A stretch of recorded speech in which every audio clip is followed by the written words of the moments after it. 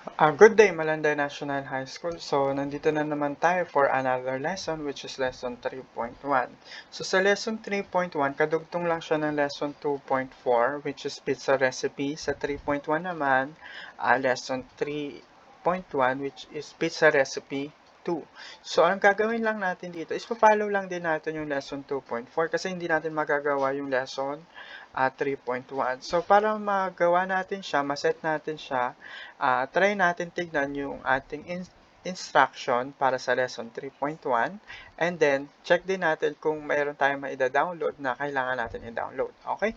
Punta muna tayo dito sa ating ICF 9 FB page, then click natin yung topics, saan pwede mag-submit na activity, click natin yan, then see more, and then check natin yung ating Google site. Okay? Dito sa Google site natin, pwede natin ma-access yung ating mga lessons, mag-upload tayo ng gawa natin, and also mag-answer ng additional activities. So, click natin yung download lessons and activities. Then, check natin yung ating lesson 3.1, which is pizza recipe 2. Okay. So, sa pizza recipe 2, mag-sa-adjust tayo ng page setup. Gagamit tayo ng margin, gagamit din tayo ng page orientation, at saka gagamit tayo ng print area. Kaya lang, itong mga tools na to is hindi natin to magagamit kapag gagamit tayo ng Excel sa ating Android phone. So, para magawa natin ito, ida-download natin yung sample na para sa 3.1 kasi dun sa sample na yon is nakaset na siya for margins, page orientation, at saka sa print area. So, hindi na natin ipa-follow itong instruction dito kasi nakaset na nga yun. Ipa-follow na lang natin yung instruction para sa lesson 3 po, 2.4 para magawa natin siya kasi nakaset na siya. Ito yung lesson 2.4 final output natin nung nakaraan. So, mapuputol na siya, magiging ganito na siya. Okay? So, try natin i-download yung kailangan i-download. Balik lang tayo sa site. Then sa pinakababa, meron tayong makikitang sample spreadsheet. Let's download 3.1. Ito siya. As you can see, ito yung 2.4 na kompleto with nutritional information. Ito din, kompleto din yung 3.1. Kaya lang, kapag dinownload natin ito, ayan, meron siya nutritional information. Kaya lang, pag dinownload natin, okay, download. Ayan, so click natin for edit. Ayan, so eto siya. Edit na lang natin kung paano. Okay. So, test muna natin kung nakaset na talaga siya para makita natin. As you can see, meron nutritional information.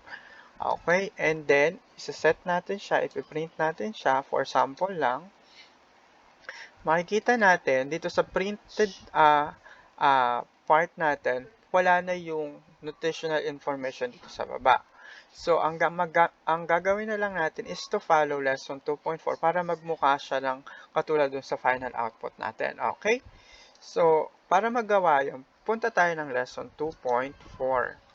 Okay, follow lang natin yung instruction for lesson 2.4 para magawa natin ito for 3.1. Okay? Ang sabi dun sa step 4 ng lesson 2.4, ulit gagawin natin itong 18. Okay? 18. And then also, ang sabi, yung column B is 16, size 16, format cell size 16, at saka yung E, column E, which is 16.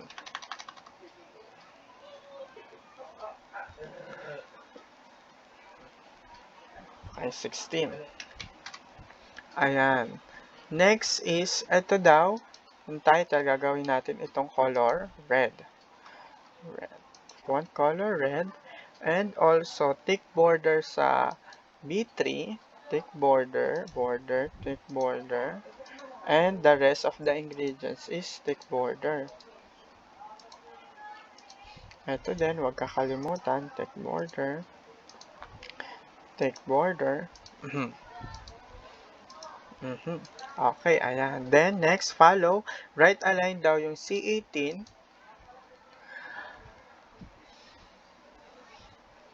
C18, right align. Ito siya. Right align natin ito. Ito yung right align. Okay. Then, italize daw yung B17. Ito yung B17 naka-italize. And then, change row height of 3 through 5, 61.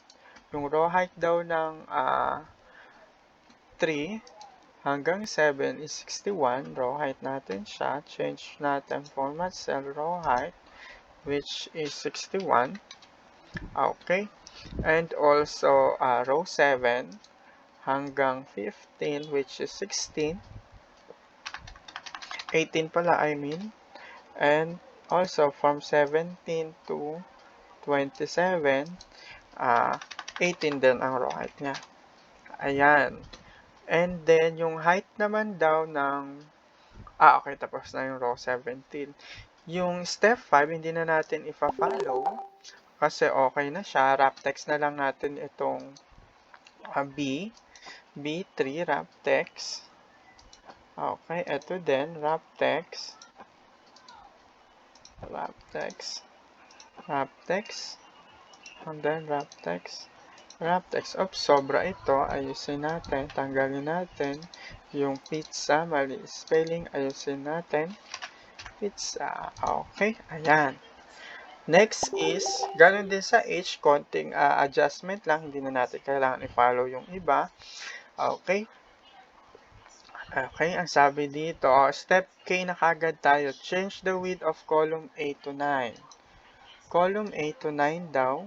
Width daw nito, which is 9. Okay. 9. And also yung D, 9 din. Apply borders to 17, B17 hanggang C27. All borders daw ito. Ito yung all borders. Okay. Then, fill tayo ng yellow sa mga kailangan lagyan katulad ng ingredients. Fill yellow. Ito din. Ito din. Okay. Okay. So, I guess tapos na tayo dito. Tapos na natin gawin yung lesson 3.1. As you can see, kompleto siya dito. Mapuputol siya kapag print natin, mawawala yung nutritional information. Pero nandito pa rin siya sa Excel. Try natin i-print. Naka-landscape na siya. Okay. Print natin. Ayan. As you can see, wala yung page 2 niya, which is yung nutritional information. Pero in-edit natin siya. So, ganyan dapat ang itsura ng ating lesson 3.1. Okay. Pag okay na, pwede mo nang i-save. Save nyo lang sa device natin, storage, then 3.1 for edit. Lagyan lang natin ng grade and section. G9, kunyari, objectiveness. Then, pangalan natin, kunyari, Jaime Salak. Ayan. Then, save. Don't forget. Then, pwede mo na isend sa ating group natin para sa kanina sa ating group, sa ating Google site para ma-checkan ko na. Okay? So, kung meron kayong katanungan, wag mahiyang magtanong. Chat lang ako sa ating group chat para masagot ko ang mga inyong tanong. Okay, so maraming salamat. Thank you.